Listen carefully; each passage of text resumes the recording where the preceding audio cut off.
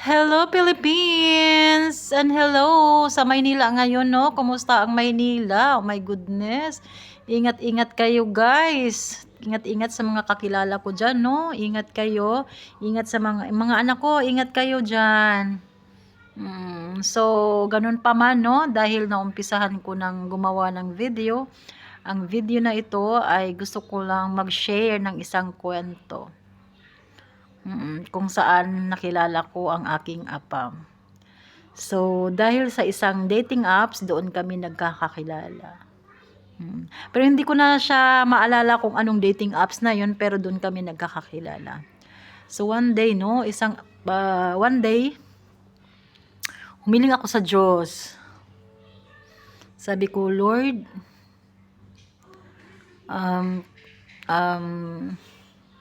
tulungan mo naman ako na magkaroon ako ng isang taong katuwang, no? Isang katuwang. Dahil naramdaman ko talaga as in, guys, bilang isang single parent, no, naramdaman ko yung bigat.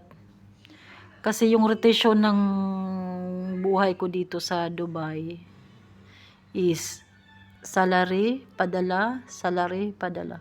So, ganun lang ang buhay ko dito. So, nagkaroon ako ng kalungkutan. Ang sabi ko, paano kung magkaedad ako? Magmamassage pa ba ako? 'Di ba? Kasi mga anak ko, 'di ba? Mga anak ko, kailangan ko silang paaralin. So isang araw, nalungkot ako. Humiling ako sa Diyos. Sabi ko, Lord God, bigyan mo naman ako ng taong nakakatulong sa akin. Saka yung tao na yun na handang tanggapin ako kasama yung mga anak ko. Kasi 'di ba kaligayahan nating mga single mom na pag tinanggap ka, dapat tanggapin din yung kung anong meron ka. Dapat kasama yung mga anak mo, 'di ba? So dumating sa point na ganun. So, yun yung panalangin ko sa kanya. Tapos may apps ako na dating apps. So nag-click ako, naghahanap ako ng makakausap ko. Marami ako nakita doon, mga paki, tapos pana. Which is wala akong gusto, no? So isang meron din yung isang tao na maitim siya. Hindi ko masyadong tinitigan yung mukha niya kasi maitim eh. Hindi ko masyadong, alam mo yun, binukiki. Kung sa ano pa, hindi ko masyadong binukuki yung itsura niya. Basta nakita ko lang maitim. Tapos, ang nakaka-catch up sa akin is yung pangalan niyang Happiness.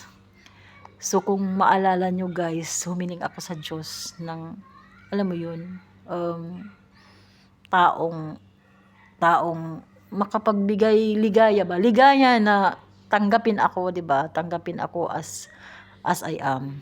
So, kaligayahan ko yun. 'Di ba? So, Happiness, so na-catch up ako guys, as in na-catch up ako. So, alam mo guys, sabi ko, hi. Reply niya, hello. Sabi ko, is your name is Happiness? Sabi niya, sabi niya, yes, sabi niya.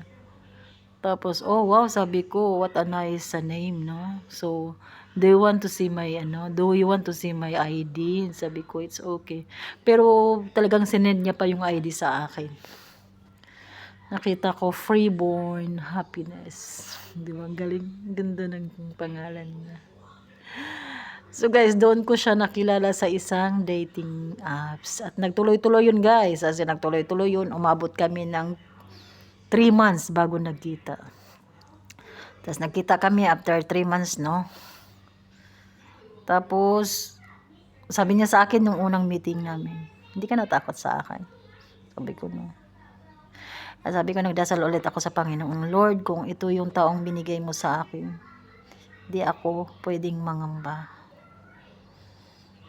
So, ayun guys, syempre, nagsama kami sa isang kwarto, kwentuhan, di ba? So, parang nagkapalagayan kami ng loob. Kasi sa 3 months na yun, parang naging kami na. Alam mo yun? Sa 3 months na yun, parang kinilig na ako. Tapos excited kaming magkita sa isa't isa. Alam niyo yung mga ganong bagay. So doon nangyari. Doon na bago ang buhay ni Lenny, no? So, after nun guys, ng pagkikita namin, bumalik siya sa RAS.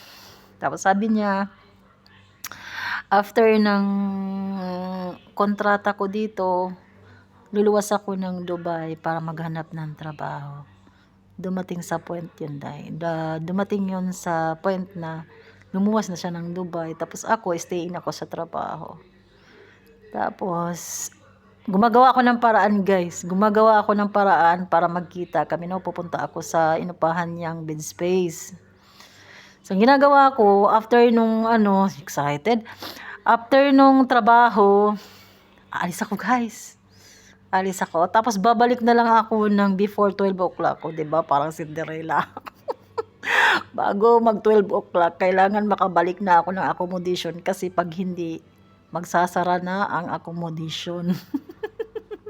So, ganun guys. Ganun yung ginagawa ko. So, para akong, alam mo yun, na in love ulit. O, diba? So, yun yung umpisa namin guys. So, hindi naglaon. Sabi ng kapatid ko, what if kung maghanap tayo ng room, magsama tayong 4. So, di naman ako nagdadalawang isip. Nagsama kaming 4, no? Nag-asama kami, ka-boyfriend niya, tsaka ako. So, 4 kami sa isang room. So, guys, bago pa man nangyari yun, wow, as in, delayed pala ako ng 1 month. Delayed na ako ng 1 month. Ang bilis, no? Sobrang delayed ako ng 1 month. Kasi wala akong iniinom na kahit ano. So guys, nabuntis ako. 'Di ba? Parang binagsakan ako ng langit at lupa. Yung after nung mga kilig, binagsakan ako ng langit at lupa. 'Di ba? So, bago ko ikwento sa inyo yung journey namin ni Success, hanggang dito na lang muna guys. Okay, so para meron tayong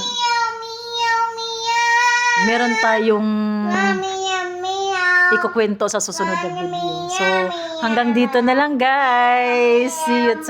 See you sa next kong video, and have a nice day and be safe Manila.